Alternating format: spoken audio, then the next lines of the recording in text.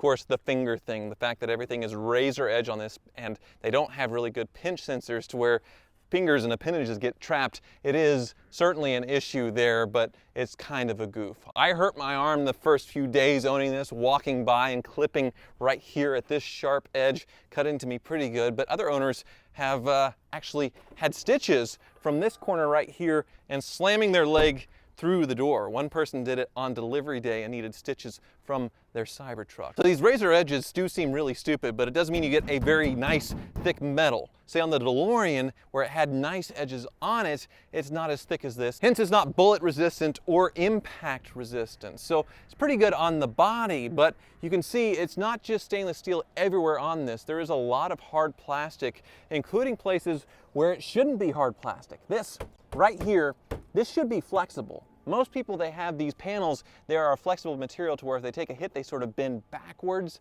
This one, it does not, so people are going off-road or hitting some road debris, and they're breaking this, as well as this one back here. Sort of the mud flaps are for the extra air on the Cybertruck.